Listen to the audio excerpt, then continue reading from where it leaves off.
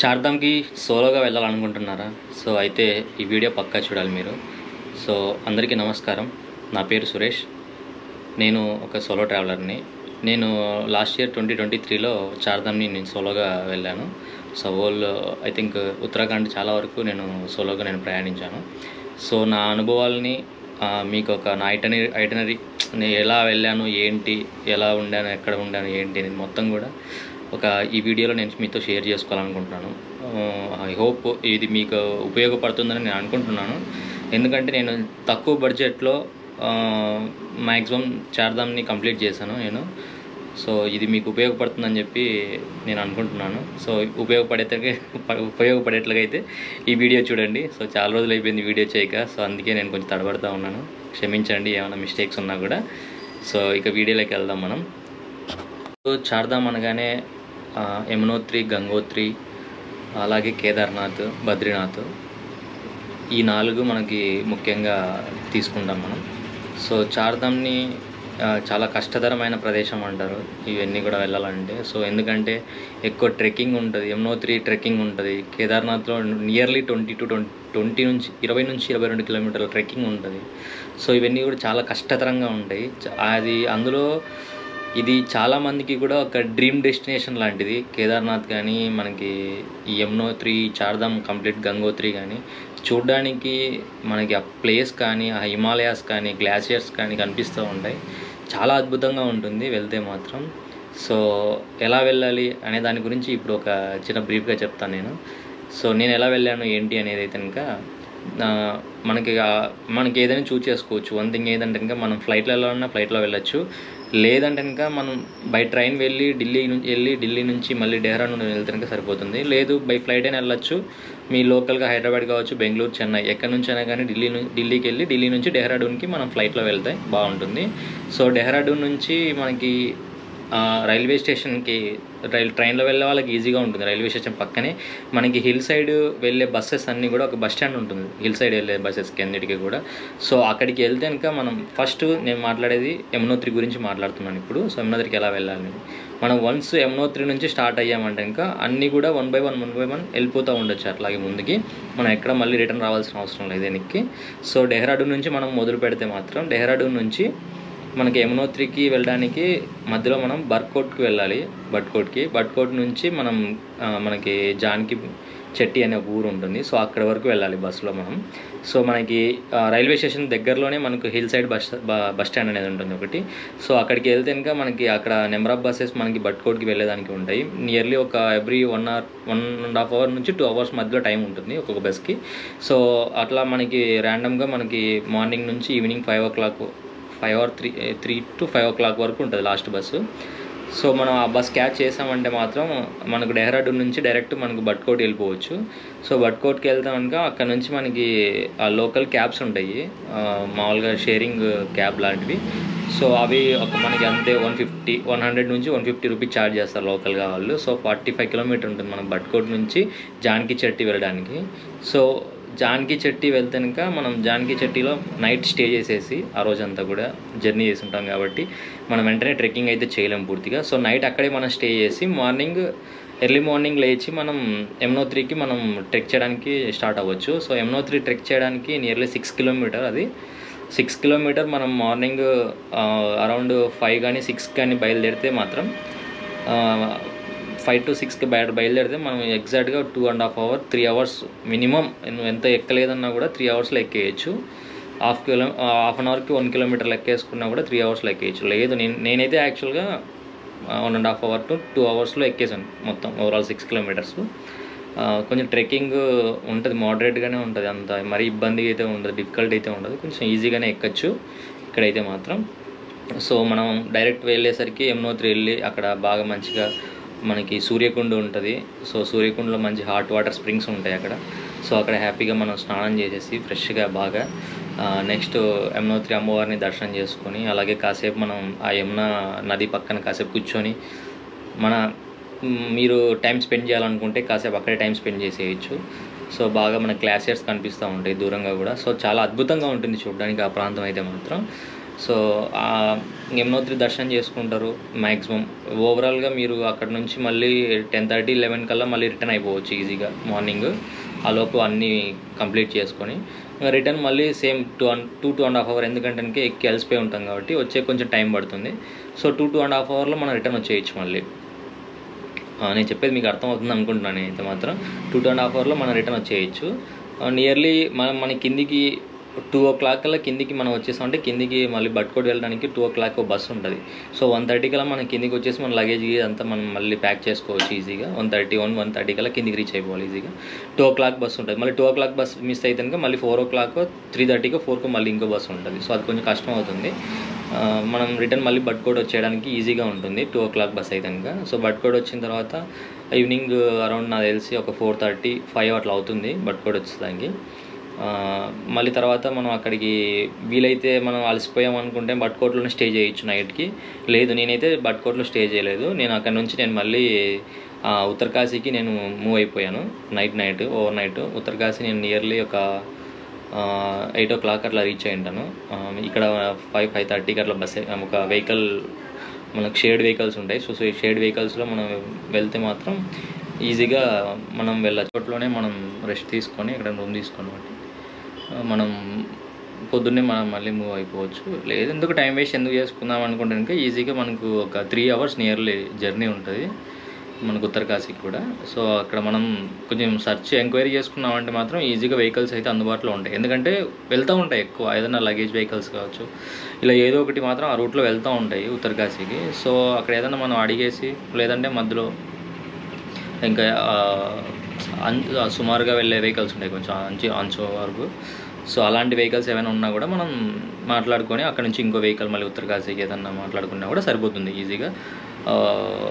నాకు తెలిసినంత మాత్రంలో ఒక 100 నుంచి 200 రూపాయల వరకు ఛార్జ్ చేస్తారు ఓవరాల్గా.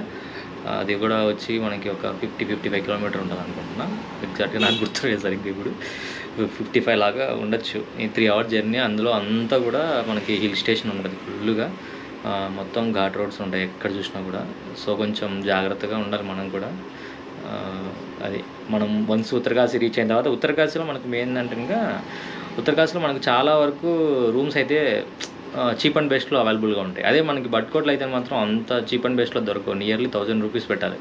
800 నుంచి 800 అబోనే మనకు దొరుకుతాయి భట్కోట్లో అయితే ఇంకా. సో అందుకనే నేను ఇంకా ఎంక్వైరీ చేసుకున్నాను. సో నెక్స్ట్ ఉత్తరకాశీ వెళ్ళి అక్కడైతే మనకు డార్మెటరీస్ ఉంటాయి మనకి ఈజీగా మనం యాక్సెస్ చేసుకోవడానికి.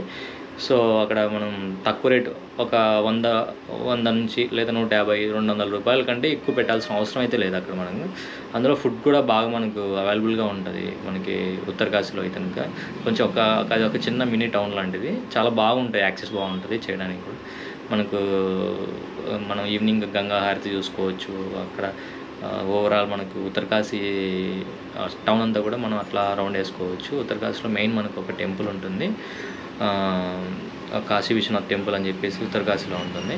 సో అక్కడ కూడా మనం విజిట్ అవ్వచ్చు ఎర్లీ మార్నింగ్ అయితే కనుక. మనం నైట్ ఎక్కడ ఉత్తరకాశీ వెళ్తాక నైట్ ఉత్తరకాశీలో స్టే చేసేసి సో ఎర్లీ మార్నింగ్ మనం ఉత్తరకాశీలో కాశీ విశ్వనాథ్ టెంపుల్ని మనం దర్శించుకొని.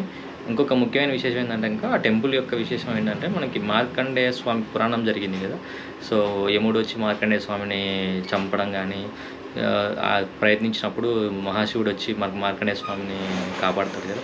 సో ఇదంతా కూడా మనకు ఉత్తరకాశీలో జరిగిందని చెప్పి మనకు పురాణ కథనం అది. సో దీని ద్వారా మనం అక్కడ ఒక ముక్తి ప్లేస్ అది మాత్రం. సో నెక్స్ట్ అక్కడ నుంచి గంగోత్రి వెళ్ళడానికి ఈజీ మళ్ళీ. సో ఉత్తరకాశీ నుంచి కొంచెం ముందుకు నడుచుకుంటూ వెళ్ళామంటే గంగోత్రి వెళ్ళడానికి మనకు వెహికల్స్ ఉంటాయి. మనకు అరౌండ్ 250 నుంచి 300 రూపీస్ ఛార్జ్ చేస్తారు మన గంగోత్రి. నియర్లీ 110 కిలోమీటర్ ఉంటుంది. కంప్లీట్ ఘాట్ రోడ్ అది కూడా, గంగోత్రి వెళ్ళే రూట్ కూడా.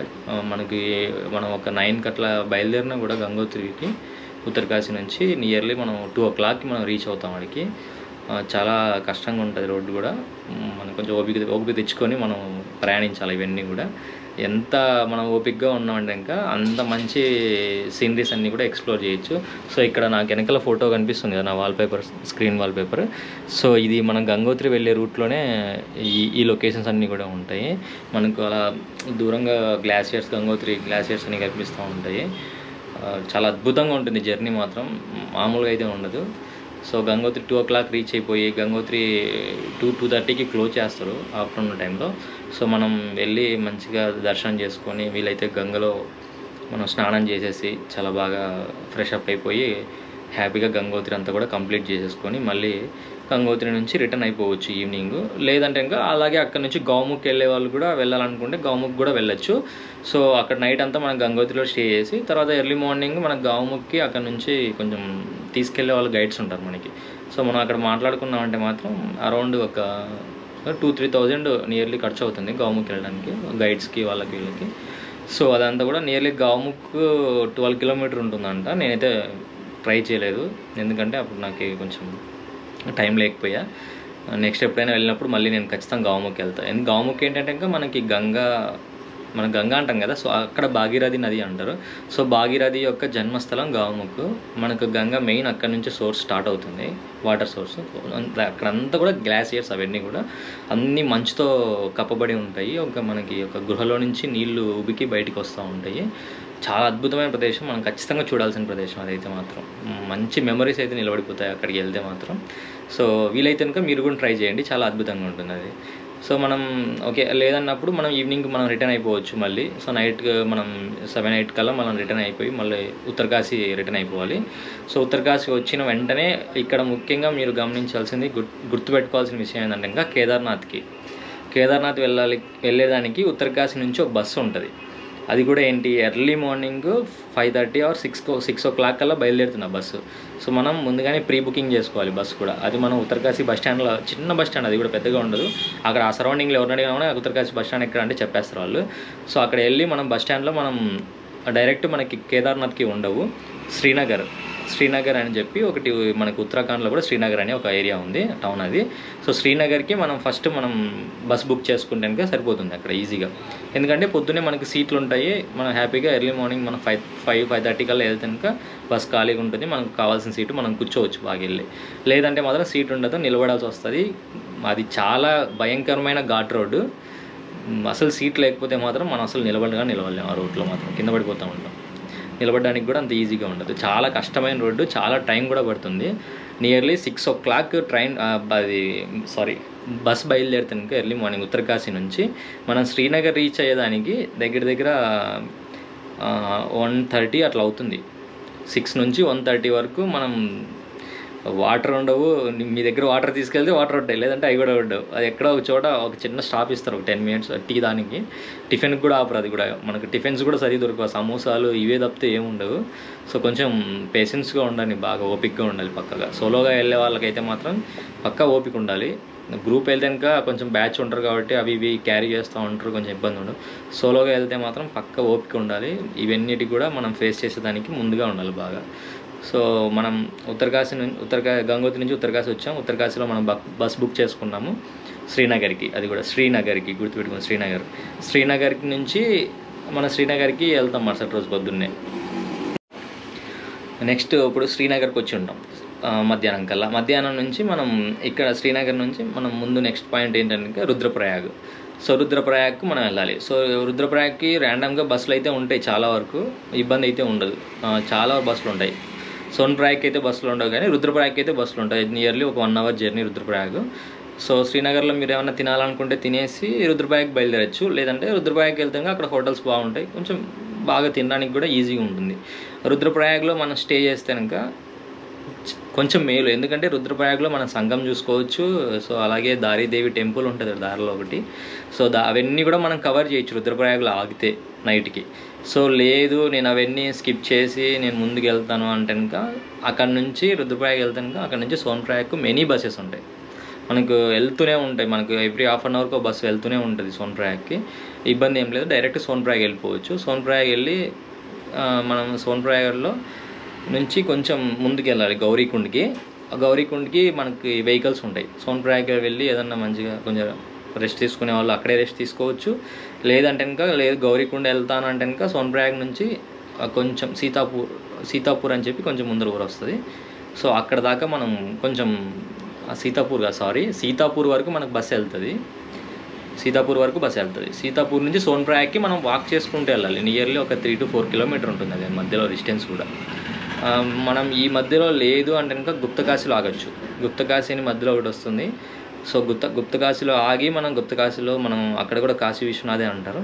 సో అక్కడ మనం దర్శనం చేసుకొని ఇవన్నీ చేయాలంటే కనుక ఒక రోజు మనం ఖచ్చితంగా కేటాయించుకోవాలి. సో మనం ఉత్తరకాశీ కాదు, రుద్రప్రయాగ్లో మనం నైట్ ఆగితే కనుక రుద్రప్రయాగ్లో ఆ రోజు ఈవినింగ్ అంతా కూడా మనం సంగం చూసుకోవచ్చు, దారిదేవి టెంపుల్ చూసుకోవచ్చు. సో నైట్ అంతా అక్కడే స్టే చేసి ఎర్లీ మార్నింగ్ మళ్ళీ స్టార్ట్ అయిపోయి మనం ముందుకు వెళ్తే కనుక మనం గుప్తకాశీ వెళ్తాము మధ్యాహ్నం కల్లా. సో మధ్యాహ్నం అక్కడ మనం బాగా గుప్తకాశీలో దర్శనం చేసుకొని కాశీ విశ్వనాథ్ని ఆ నుంచి మనం సీతాపూర్ వరకు బస్సులో వెళ్తాము. సో సీతాపూర్ నుంచి మళ్ళీ సోన్ప్రయాగ్కి ఏదైనా వాకింగ్ చేసుకుంటే వెళ్ళాలి ఖచ్చితంగా. సో సోన్ప్రయాగ్ వెళ్ళిన తర్వాత అక్కడ ఏదైనా మీరు రిజిస్ట్రేషన్ చేసుకున్నా చేసుకోకపోయినా అక్కడ చేసుకోవచ్చు కేదార్నాథ్ వెళ్ళే వాళ్ళు. దాని తర్వాత మనం అక్కడ నుంచి మనకి షేర్డ్ వెహికల్స్ ఉంటాయి, ఓన్లీ షేర్డ్ వెహికల్స్ మాత్రమే ఉంటాయి. సోన్ప్రయాగ్ నుంచి మనకి గౌరీకుండ్ వెళ్ళేదానికి ఓన్లీ షేర్డ్ వెహికల్స్ ఉంటాయి. 50 రూపీస్ ఛార్జ్ చేస్తారు వాళ్ళు పక్కాగా. ఏ వెహికల్ ఉండదు. నువ్వు లేదంటే నువ్వు నడుచుకుంటూ పోవాల్సింది తప్పితే వేరేది ఉండదు. 50 to 70 రూపీస్ అని ఛార్జ్ చేస్తాను, నాకు ఎగ్జాక్ట్ గుర్తులేదు ఇప్పుడు. నేను 50 రూపీస్ అని గుర్తుంది అనుకో, 50 రూపీసే ఛార్జ్ చేస్తాను. మనం షేర్డ్ వెహికల్స్ ఉంటాయి, లగేజ్ అంతా తీసుకొని మనం మంచిగా వేసేసి షేర్డ్ వెహికల్ కూర్చుంటాను. ఒక 1 అవర్లో మనం అక్కడికి మన గౌరీకుండ్కి అయితే వెళ్ళిపోవచ్చు. సో ఇది మనం గౌరీకుండ్ వరకు రీచ్ అయిపోయాం ప్రజెంట్. సో వన్స్ మనం ఇక్కడ గౌరీకుండ్ వచ్చిన తర్వాత మనం గౌరీకుండ్లో నైట్ అంతా స్టే చేస్తే చాలా మంచిది. ఎందుకంటే ఫుల్ జర్నీ చేసే ఉంటాం కాబట్టి చాలా వరకు చాలా ఇబ్బందిగా ఉంటుంది. మళ్ళీ ఇక్కడ నుంచి మనం ట్రెక్ చేసుకుంటూ వెళ్ళాలంటే చాలా కష్టం. సో నైట్ అంతా కూడా మనం గౌరీకుండ్లో స్టే చేసినామంటే హ్యాపీగా రెస్ట్ తీసుకోవచ్చు. కొంచెం మంచిగా ఏదైనా రోటీ గిటీ తినేసి హ్యాపీగా మనకి షేర్డ్ డార్మెటరీస్ ఉంటాయి అక్కడ. 100 లేదా 150 రూపీస్ కంటే ఎక్కువ పెట్టకండి మీరు కూడా, వాళ్ళు ఎక్కువ చెప్తారు. సో కొంచెం ఎంత బ్యార్గింగ్ చేసుకుంటే అంత మంచిది అక్కడ. సో 100, 150 అంత మించి పెట్టకండి, 100నే పెట్టండి, 100 మించి ఎక్కువ పెట్టద్దు. మనం ఎంత బ్యార్గింగ్ చేసాక అంత మేలు అక్కడ, అది కూడా. సో నైట్ అంతా అక్కడ స్టే చేస్తారు కదా ఖచ్చితంగా. సో ఎర్లీ మార్నింగ్ మనం 5 o'clock అట్లా లేసామంటే సరిపోద్ది. సో వెళ్ళి గౌరీకుండ్లో మనకి హాట్ స్ప్రింగ్స్ ఉంటాయి పక్క. సో హాట్ స్ప్రింగ్స్లో మనం స్నానం చేసేసి కొంచెం బాగా ఫ్రెష్ అప్ అయిపోయి అక్కడ సో మనం ఆ నుంచి స్టార్ట్ అయిపోతే ఇంకా సరిపోతుంది నెక్స్ట్. సో అక్కడ గౌరీకుండ్లో స్నానం చేసిన తర్వాత ఇంకా కేదార్నాథ్కి ట్రెక్ చేసేవాళ్ళు ట్రెక్ చేసేయండి. లేదంటే ఇంకా హార్సెస్ ఉంటాయి, గుర్రాలు. సో గుర్రాలనైనా కూడా మనం అడగచ్చు. వాళ్ళు కూడా మనకు ఒక 1500 నుంచి 2000 మధ్యలో అడుగుతారు వాళ్ళు. మ్యాక్సిమం ఎంత బ్యారింగ్ చేస్తే అంత మంచిది. 1500 నుంచి పెట్టుకున్నామంటే ఇంకా వాళ్ళు 17 కానీ 18 కల్లా వచ్చేస్తారు. మరి 200 మనకు కొంచెం సేవ్ అవుతుంది కదా. ఎక్కడ సేవ్ అయినా కూడా మనకి దారి ఖర్చులు కన్నా ఉపయోగపడుతుంది వెళ్ళేదానికి. సో అక్కడ ఎంత బార్గింగ్ చేసుకుంటే అంత మంచిది హార్స్ అయితే మాత్రం. లేదు మనం ట్రెక్ చేసుకుంటూ వెళ్దాం, ఏముంది మనం డేర్ చేయాలి, అడ్వెంచర్ మనం ఉండాలి అనుకుంటే ఇంకా చాలా మంచిది ట్రెక్ చేయడము. మనకు ఎంత అంటే ఇంకా అంత బ్యూటిఫుల్గా ఉంటుంది లొకేషన్ అంతా కూడా. మంచిగా ఎర్లీ మార్నింగ్ 5-5:30 కల్లా స్టార్ట్ అయినామంటే మాత్రం మంచి చల్ల క్లైమేట్ ఉంటుంది బాగా. నేను వెళ్ళింది అయితే సెప్టెంబర్లో, నాకు ఎలాంటి వర్షము లేదు, స్నో లేదు, ఏం లేదు. బాగా మంచి క్లైమేట్, సన్నీ క్లైమేట్ ఉన్నది. నాకు ఎలాంటి ఇబ్బంది లేదు. ఎండ అనిపించదు, చలి అనిపించదు, వర్షము ఉండదు. ఇంకోటి కేదార్నాథ్లో ఎప్పుడంటే అప్పుడు వర్షం పడుతుంది, అది మాత్రం మీరు ఫస్ట్ పక్కాగా ఫేస్ చేయాల్సి వస్తుంది. ఎందుకంటే రెయిన్ కవర్స్ పక్కా పెట్టుకోండి. ఇంకొకటి వెదర్ ఎప్పుడంటే అప్పుడు డ్రాప్ అయిపోతుంది. సో వెదర్ డ్రాప్ అయిపోయినప్పటికీ మనం ఖచ్చితంగా రెయిన్ కోట్ మాత్రం ఖచ్చితంగా క్యారీ చేయాలా. ఇంకోటి స్వెటర్స్ ఖచ్చితంగా క్యారీ చేయాలా. ఇదన్నీ పక్క మాత్రం. ఇక్కడ నుంచి మనం ట్రెక్ స్టార్ట్ అయిపోతే కనుక నియర్లీ 20 కిలోమీటర్ 22, అక్కడ మనకు 17 అని ఉంటుంది. 17 అయితే ఉండదు, కొంచెం అటు ఇటుగా. ఓవరాల్గా మన టెంపుల్ దగ్గరికి వెళ్ళేసరికి ఒక 20 నుంచి 22 కిలోమీటర్ దాకా వస్తాయి. 22 కిలోమీటర్లు అయితే ఈజీగా ఉంటుంది. సో ఇదంతా మనం ఎక్కడానికి నియర్లీ ఒక 10 అవర్స్ అయితే పక్కా, 10 to 12 అవర్స్ పక్కా పడుతుంది. కొంచెం మీరు కూడా స్పీడ్గా ఎక్కకుండా, కొంచెం ఆయాస పడుకోకుండా నిదానంగా కొంచెం ఆగి వెళ్తూ ఉంటానికి ఈజీగా వెళ్ళిపోవచ్చు. నాకైతే మాత్రం 10 అవర్స్ పడినట్టుంది ఈజీగా. మనం హ్యాపీగా వెళ్ళచ్చు. ఇబ్బంది అయితే మనం ఆయాసపడాల్సిన అవసరం లేదు, కష్టపడాల్సిన అవసరం లేదు, ఏం లేదు. మనం సాదాసీదాగా అక్కడక్కడ వాటర్ మనకు అందుబాటులో ఉంటాయి, టాయిలెట్స్ అందుబాటులో ఉంటాయి, హాస్పిటల్ ఉంటుంది దారిలో. మనకి ఏదైనా ఆక్సిజన్ ప్రాబ్లం అన్నా కూడా మనం ఎక్కడ వెళ్ళి మనం ఆక్సిజన్ సిలిండర్ మనం యూజ్ చేసుకోవచ్చు. డాక్టర్ని అడిగితే ట్యాబ్లెట్స్ ఇస్తారు. మనకి దారి పొడుగునా హోటల్స్ ఉంటాయి. దారి పొడుగునా జనాలే ఉంటారు తప్పితే వేరేది ఏమి ఉండదు. కొంచెం చూసుకొని వెళ్ళండి. అక్కడక్కడ గుర్రాలు పేడేసి ఉంటారు, కింద పడిపోతారు. ఇది మాత్రం పక్క, నాకు కూడా స్కిడ్ అయింది. కొంచెం చూసి వెళ్తూ ఉండండి. వాళ్ళు చాలా హార్ష్గా బిహేవ్ చేస్తారు గుర్రాల వాళ్ళు కూడా. కొంచెం మనం చూసుకొని వెళ్తే చాలా మంచిది. కేదార్నాథ్కి ఈజీగా 10 అవర్స్, మినిమం 10 అవర్స్ పడుతుంది. 10 అవర్స్లో కేదార్నాథ్ రీచ్ అయిపోవచ్చు టెంపుల్ దగ్గర. వెళ్ళేసి మనం మంచిగా ఏదైనా ఫ్రెష్ అప్ అయిపోవడం కానీ, ఏదైనా మీరు ఒక రూమ్ తీసుకోండి ఈజీగా. ఎందుకంటే ఇంతసేపు జర్నీ చేసి ఉంటారు కదా, కొంచెం స్నానం చేస్తే చాలా బాగుంటుంది. మనం బ్యార్గింగ్ చేసినా అంతే, బ్యార్గింగ్ చేయకపోయినా అంతే. ఆడైతే మాత్రం రూమ్ 500 రూపీస్ పక్క, 500 రూపాయలు అయితే పక్క రూమ్ తీసుకుంటారు వాళ్ళు. అంత మించి తగ్గించేవారు, ఏం చేయలేము మనం. అది అక్కడికి వెళ్ళిన తర్వాత ప్రతిదీ డబుల్ రేట్ ఉంటుంది. మనం మ్యాగీ తినాలన్నా కూడా 100 రూపాయలు పెట్టాల్సిందే ఖచ్చితంగా. అదే కింద మ్యాగీ 20, మనం 30-40 రూపాయల కల్లా వచ్చేస్తుంది. ఆడ పైకి వెళ్తే 100-150 అంటారు వాళ్ళు మ్యాగీ. మన మినిమం రోటీ కూడా మనకు ఒక సింగిల్ రోటీ తిన్నా 100 రూపాయలు అయిపోద్ది. అలా చాలా ఇబ్బందిగా ఉంటాయి అన్నీ కూడా. ఈవెన్ వాటర్ బాటిల్ కూడా 60-70 రూపీస్ తీసుకుంటారు. ఏదైనా కానీ కొంచెం ఖర్చు అయిపోతుంది, ఏమనుకోకండి. ఎందుకంటే మనం ముఖ్యంగా మనం దేవుని చూడడానికి వెళ్ళాం కాబట్టి, మనం ఎక్స్పీరియన్స్ చేయాలి కాబట్టి ఖచ్చితంగా ఎక్స్పీరియన్స్ చేయండి అవన్నీ కూడా. దర్శనానికి మీరు క్విక్గా వెళ్ళాలి అనుకుంటే కనుక టోకెన్స్ ఉంటాయి. అవి కూడా టోకెన్స్ 2000-3000 అట్లా ఉంటుంది. సో అవన్నీ ప్రిఫర్ చేయకండి. హ్యాపీగా ఒక క్యూ లైన్ ఉంటుంది, క్యూ లైన్లో వెళ్ళండి. మధ్యాహ్నం వెళ్ళారంటే మాత్రం క్యూ లైన్ కొంచెం తక్కువ ఉంటారు క్రౌడ్. సో ఆ టైంలో ఇబ్బంది ఉండదు, త్వరగా దర్శనం అయిపోతుంది. ఎర్లీ మార్నింగ్ అట్లా టైంలో దర్శనానికి వెళ్ళాలంటే మాత్రం చాలా పెద్దది ఉంటుంది. 9కి అట్లా అయితే చాలా పెద్ద క్యూ ఉంటుంది. సో అవన్నీ మీరు ఇబ్బంది పడద్దు, వెళ్ళండి. క్యూలో వెళ్తేనే చాలా మంచిది మనం. ఎందుకంటే ఆ దేవుణ్ణి ఎంత వెయిట్ చేసి చూస్తాక మనం అంత ప్రతిఫలం పొందినట్టు అనుకుంటాను నేనైతే. అంత బాగా అనిపిస్తుంది నాకైతే. చాలా అద్భుతంగా దర్శనం జరిగింది. నేను నా జీవితంలో మర్చిపోలేను ఆ దర్శనాన్ని అయితే మాత్రం. పక్కాగా బాగా దర్శనం చేసుకోండి. నేను నియర్లీ 2 times ఏం చేసుకున్నాను దర్శనం కూడా. చాలా మేలు, చాలా బాగుంటుంది. మంచిగా లోపల గర్భగుడిలోకి వెళ్ళేసి కేదార్నాథ్ లింగాన్ని అయితే మాత్రం బాగా చూడండి, మంచిగా తాకండి, మంచిగా మీ యొక్క కోరికలను తీర్చుకోండి కేదార్నాథ్కి. ఆయనకు చెప్పేసుకోండి అన్నీ కూడా. మంచిగా టెంపుల్ని అంతా ఎక్స్ప్లోర్ చేయండి బాగా. టెంపుల్లో ప్రతి పాయింట్ని మీరు గమనించండి. సో ఎవరున్నారో టెంపుల్లో, ఏంటి, ఎవరు కట్టించారు, అక్కడ ఎవరెవరి విగ్రహాలు ఉన్నాయి. సో ఇవన్నీ కూడా మనం మెయిన్గా మనం అక్కడ గ్రహించాల్సినట్టయితే మాత్రం అబ్జర్వ్ చేయాలి బాగా. సో ఇదంతా మనం అబ్జర్వ్ చేసేయండి బాగా. నెక్స్ట్ టెంపుల్ బ్యాక్ సైడ్కి వెళ్తే కనుక మనకు భీమశిల ఉంటుంది. సో భీమశిలను మనం దర్శించుకోండి. ఎందుకంటే 2013 మర్చిపోలేం కదా ఎప్పటికీ కూడా. కేదార్నాథ్ అభిమానులకు ఎవరికైనా కానీ ఒక విషాద సంఘటన 2013. సో దాన్ని కూడా మనం అక్కడికి వెళ్తే గుర్తు చేసుకోవాల్సి వస్తుంది ఖచ్చితంగా కూడా.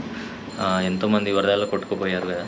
సో అది అక్కడ నిదర్శనం మనకు. భీమశిల దేవుడే పంపించినట్టుగా మనకు భీమశిల అక్కడ ఉంటుంది. సో భీమశిలను దర్శనం చేసుకోండి, బ్లెస్సింగ్స్ తీసుకోండి. సో అలాగే కాసేపు అక్కడే ధ్యానం చేసుకోండి, చాలా బాగుంటుంది పీస్ఫుల్గా. సో నెక్స్ట్ భీమశిల అయిపోయిన తర్వాత సో వెనక్కి వెళ్తానుక సో ఆదిశంకరాచార్య కేవ్స్ వస్తుంది ఒకటి. సో ఆదిశంకరాచార్య కేవ్ దగ్గరికి వెళ్ళండి, అక్కడ చాలా పీస్ఫుల్గా ఉంటుంది. సో అక్కడ కూడా మంచిగా మెడిటేషన్ చేసుకోవడానికి చాలా బాగుంటుంది ఏరియా కూడా. సో అక్కడ కాసేపు టైం స్పెండ్ చేయండి. సో నెక్స్ట్ కొంచెం బ్యాక్ వచ్చిన తర్వాత మళ్ళీ మనకి పైన భైరవనాథ్ అని చెప్పి ఉంటుంది. భైరవనాథ్ దేవాలయం ఉంటుంది పైన కొండ మీద. నియర్లీ ఒక 1/2 కిలోమీటర్ అట్లా మన కొండ ట్రెక్ చేసుకుంటే సరిపోతుంది.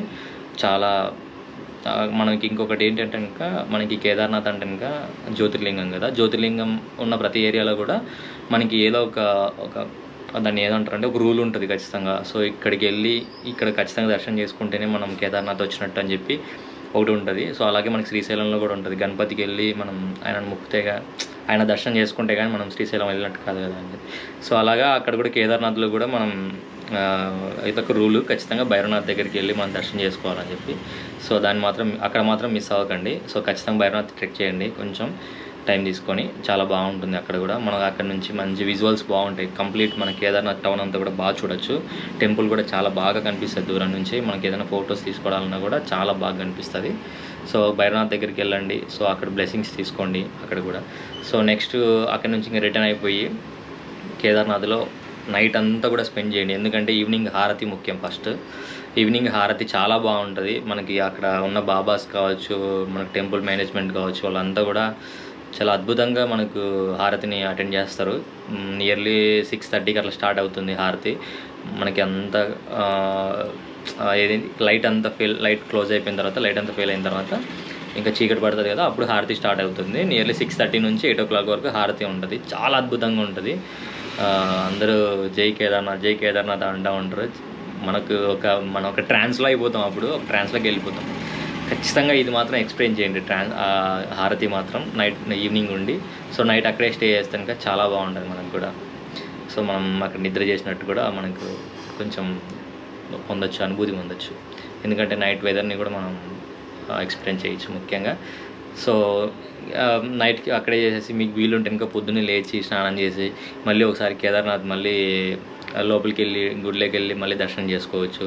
సో దర్శనం చేసుకొని అక్కడితో మనం కేదార్నాథ్ ట్రిప్ని క్లోజ్ చేసుకుంటాం కదా, చేసుకుంటాం. సో పీస్ఫుల్గా మళ్ళీ రిటర్న్కి మళ్ళీ ట్రెక్ చేసుకొని మళ్ళీ బ్యాక్ వచ్చేయడం. సో ఆఫ్టర్నూన్ అట్లా అయిపోతుంది. ఈవినింగ్ మనకి ఒక నియర్లీ ఈజీగా వచ్చేయచ్చు రిటర్న్ అయితే మాత్రం. అదైతే భయపడకండి. ఎక్కేటప్పుడు కష్టం కానీ రిటర్న్ వచ్చేటప్పుడు మాత్రం చాలా ఈజీ. మనకి 10 hours మనకి ఎక్కే టైం పడితే మాత్రం 5 hours మనం రిటర్న్ అయిపోతాం ఈజీగా. అంత ఈజీగా ఉంటుంది రిటర్న్ మాత్రం. సో ఇబ్బంది పడకండి, రిటర్న్ చేసేటప్పుడు మాత్రం చాలా ఈజీగా ఉంటుంది, వచ్చేయండి. రిటర్న్ వచ్చేసరికి మళ్ళీ మనకి ఇంకోటి, మనకి గౌరీకుండలోనే మన లగేజ్ కూడా మనం పెట్టేసి వెళ్ళచ్చు. 50 rupees వాళ్ళకి ఇస్తాను, మన లగేజ్ అక్కడే పెట్టేసుకుంటారు. సో మనకు కావాల్సిన కొన్ని ఏదైనా బట్టలు తీసుకొని మనం సో వన్స్ మనం గౌరీకుండ రిటర్న్ అయిపోతాం కదా ఈజీగా. సో 5 hours పడుతుంది రిటర్న్ వచ్చేదానికి, ఈజీగా ఉంటుంది చాలా వరకు. వన్స్ మనం గౌరీకుండ రీచ్ అయిపోయిన తర్వాత మనం సేమ్ మళ్ళీ సోన్ప్రయాగ్ వరకు మనం వెహికల్లో వెళ్ళేసి సో అక్కడ నుంచి మనం వాకింగ్లో మళ్ళీ సీతాపూర్ వరకు వస్తాం. ఇంకా ఆ రోజు వీలైనంత వరకు నైట్ సీతాపూర్లోనే స్టే చేయండి. సో అక్కడ బస్ స్టాండ్ ఉంటుంది ఒకటి, సీతాపూర్లో బస్ స్టాండ్ సర్కిల్ అని చెప్పి. సో ఆ ఏరియాలో మనకి ఎక్కడికి ఎతికినా కూడా 500 లేదు అంటే ఇంకా ఒకటి ఆంధ్ర హోటల్ ఉంటుంది, ఆంధ్ర వాళ్ళది. ఆంధ్ర హోటల్ ఉన్న బిల్డింగ్ బ్యాక్ సైడ్ అయితే కనుక ఒక తెలిసిన వాళ్ళు ఉన్నారు. మేబీ నా దగ్గర నెంబర్ ఉంటే నెంబర్ నేను డిస్క్రిప్షన్లో ఇస్తాను, చూడండి ఒకసారి. సో అక్కడికి వెళ్తే కనుక ఒక 300కి రూమ్ ఇస్తాడు అతనైతే మాత్రం. చాలా ప్రతాప్ సంథింగ్ ఏదో ఉంది పేరు కూడా, హోటల్ కేదార్నాథ్ ఏదో పేరు కూడా.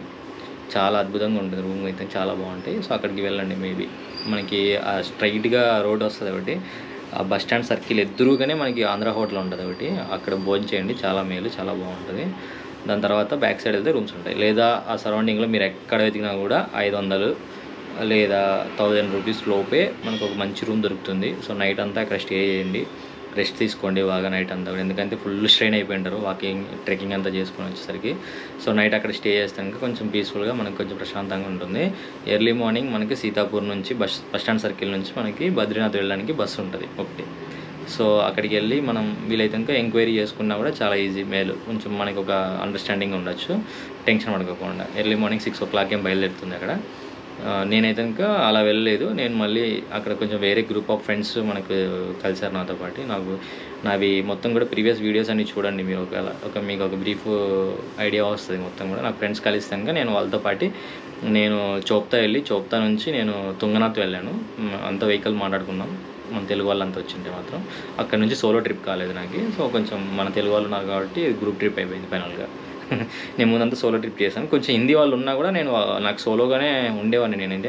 నాకు కొంచెం లాంగ్వేజ్ బ్యారియర్స్ ఉంటాయి కాబట్టి వాళ్ళు ఉన్నా కూడా కొంతవరకు రూమ్ షేరింగ్ వరకు జరిగింది, కానీ మిగతాదంతా కూడా నేను సోలోగానే ఎక్స్ప్లోర్ చేసేవాడిని. ఇది మాత్రం కంప్లీట్గా తెలుగు వాళ్ళు పరిచయం అయిపోయారు కాబట్టి తర్వాత నేను తుంగనాథ్ వెళ్ళడం జరిగింది. తుంగనాథ్ నుంచి చంద్రశిల పర్వతం ఎక్కడం జరిగింది. చంద్రశిల పర్వతం 3500 మీటర్లు సంథింగ్ హైట్ కూడా, అది చాలా అద్భుతంగా ఉంటుంది. 12,000 అడుగుల ఎత్తు.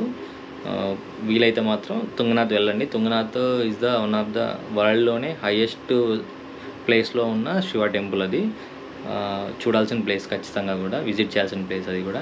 సో వీలైతే మాత్రం తుంగనాథ్ కూడా వెళ్ళండి, చాలా అద్భుతంగా ఉంటుంది తుంగనాథ్ అయితే మాత్రం. మనకి ఆ పర్వతాలన్నీ కూడా చూస్తూ ఉంటే హిమాలయాస్ అన్నీ కూడా చాలా అద్భుతంగా అనిపిస్తాయి. ఇంకా కొంచెం వీలైతే ఓపిక తెచ్చుకొని అక్కడ నుంచి మనకు ఒక 1 kilometer ట్రెక్కింగ్ ఉంటుంది కొండ. మళ్ళీ మనకి ఇది చంద్రశిల కూడా మనం ట్రెక్ చేసేయచ్చు. నేను అది కూడా చేశాను. లేదు ఇదంతా ఎందుకులే అనుకుంటున్నాక మీరు సేమ్ సీతాపూర్లో బస్ స్టాండ్లో మనకు బస్ ఎంక్వైరీ చేసేసుకొని ఎర్లీ మార్నింగ్ 6కి మనకు అంతా డైరెక్ట్ బద్రీనాథ్ బస్సు ఉంటుంది. సో డైరెక్ట్ బద్రీనాథ్కి మనం బస్సులో వెళ్ళిపోవచ్చు. అరౌండ్ నియర్లీ అది కూడా ఒక 100 kilometers ఏమో వస్తుంది అనుకుంటా. నేను ఆ రూట్ వెళ్ళలేదు కాబట్టి నేను చోప్తా రూట్లో వెళ్ళాను. నేను కంప్లీట్గా డిఫరెంట్ రూట్ అయిపోయింది నాకైతే మాత్రం. సో బద్రీనాథ్కి వెళ్ళండి. సో బద్రీనాథ్లో సేమ్ ఒక రూమ్ తీసుకోవడము, చీప్ అండ్ బెస్ట్లో ఎదుర్కొంటే ఇంకా రూమ్ దొరుకుతుంది ఈజీగా మంచిగా. అక్కడ కూడా హాట్ స్ప్రింగ్స్ ఉంటాయి టెంపుల్ దగ్గరనే. సో హాట్ స్ప్రింగ్స్లో స్నానం చేసుకొని మనకు లక్షణంగా బద్రీనాథ్లో మహావిష్ణు దర్శనం చేసుకొని తర్వాత మనం కొంచెం టైం తీసుకొని పక్కాగా బద్రీనాథ్కి ఒక 5 కిలోమీటర్ దూరంలో మానా విలేజ్ అని చెప్పి ఒకటి ఉంటుంది.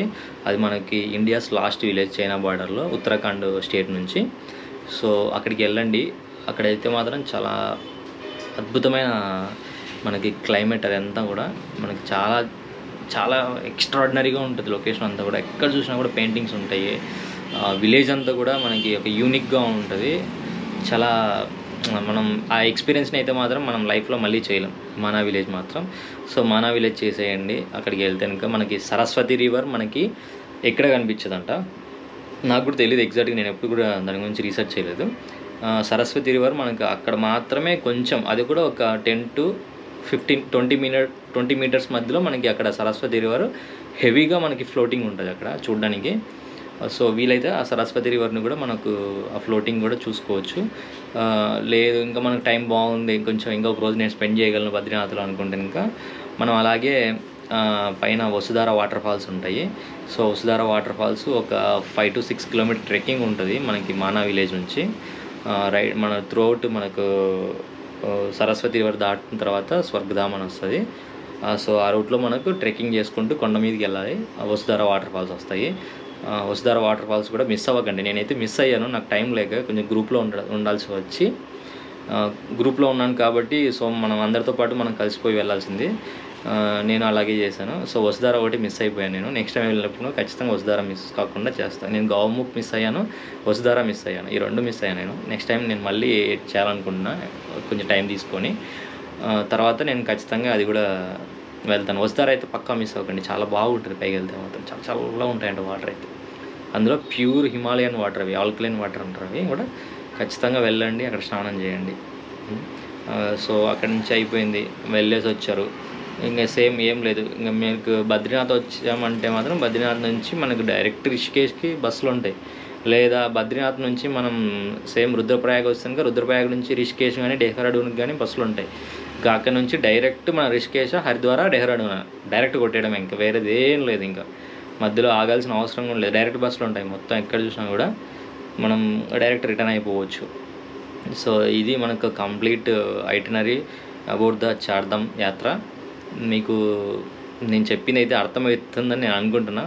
ఫస్ట్ డెహ్రాడూన్ నుంచి బట్కోట్ వెళ్ళాలి. బట్కోట్ నుంచి జానకి చెట్టి, యమునోత్రి కంప్లీట్ చేసుకొని మళ్ళీ బట్కోట్ రిటర్న్ వచ్చి, బట్కోట్ నుంచి ఉత్తరకాశీ నుంచి గంగోత్రి, ఉత్తరకాశీ ఎక్స్ప్లోర్, నెక్స్ట్ గంగోత్రి నుంచి మళ్ళీ సేమ్ ఉత్తరకాశీ వచ్చి, ఉత్తరకాశీ నుంచి బస్ బుక్ చేసుకుంటే కనుక శ్రీనగర్ వెళ్తే కనుక శ్రీనగర్ నుంచి మళ్ళీ నెక్స్ట్ ఇదేది రుద్రప్రయాగ వెళ్తాం. రుద్రప్రయాగలో స్టే చేసి నెక్స్ట్ మనం సీతాపూర్, సోన్ప్రయాగ్ అంటాం మనం, సోన్ప్రయాగ్ వెళ్ళొచ్చు. సోన్ప్రయాగ్ నుంచి మళ్ళీ గౌరీకుండ్, కేదార్నాథ్ ట్రెక్కింగ్. సో కేదార్నాథ్ నుంచి సేమ్ రిటర్న్ గౌరీకుండ్ నుంచి సోన్ప్రయాగ్ నుంచి సీతాపూర్ నుంచి మనం బద్రీనాథ్ వెళ్ళాలంటే ఇంకా బస్సెస్ ఉంటాయి. సో మనం అవి ముందు ఎంక్వైరీ చేసుకోండి. నాకు కొంచెం బ్రీఫ్గా దాని మీద ఐడియా లేదు. ఆ బస్ స్టాండ్లో మనం ఎంక్వైరీ చేస్తే వాళ్ళు చెప్పేస్తారు. 6 o'clock నుంచి ఉంటాయంట బస్సులు, ఎర్లీ మార్నింగ్. చాలా మేలు 6కి వెళ్తే మాత్రం. 6 నుంచి సేమ్ బద్రీనాథ్ మళ్ళీ వెళ్ళిపోతుంది. బద్రీనాథ్లో టెంపుల్, మనకి అవి హాట్ స్ప్రింగ్స్, అక్కడ స్నానం చేసుకొని టెంపుల్ దర్శనం చూసేసుకోవచ్చు. దెన్ తర్వాత మనం మానా విలేజ్ వెళ్తే కనుక అక్కడ సరస్వతి రివర్, మానా విలేజ్, వ్యాసగృహ మర్చిపోయాను ఇది. ఖచ్చితంగా మానా విలేజ్ అంటే కనుక వ్యాసుడు మన గణపతి స్వామిని కూర్చోబెట్టుకొని, మన గణేష్ని కూర్చోబెట్టుకొని ఆయన కంప్లీట్గా మనకు మహాభారత 18 పర్వాలను అక్కడ రచించాడంట కూడా. అంటే ఆయన రచించలేదు, ఆయన చెప్తూ ఉంటే కనుక గణేశుడు వాటిని అంతటి కూడా తాళపత్రాల మీద రాశాడంట. సో ఇదైతే మాత్రం మిస్ కావకండి. వ్యాసగృహ ఉంటుంది ఖచ్చితంగా. So India's first tea point ఉంటుంది, టీ తాగండి. మంచిగా మసాలా టీ ఇస్తాడు, బాగా గరంగా చాలా బాగుంటుంది. Next Vasudhara water falls miss అవ్వకండి. ఇది సో ఇది మనకి కంప్లీట్ ఐటినరీ అంతా కూడా చార్ధామ్ సంబంధించి, యమునోత్రి, గంగోత్రి, కేదార్నాథ్, బద్రీనాథ్ ఫైనల్గా. సో ఇవన్నీ కూడా మనకు రిజిస్ట్రేషన్ చేసుకోవాలంటే కనుక ఈజీగా మనం ఫస్ట్ రిజిస్ట్రేషన్ చేసుకోవచ్చు. ఉత్తరాఖండ్ టూరిజం అని చెప్పి ఒక యాప్ ఉంటుంది.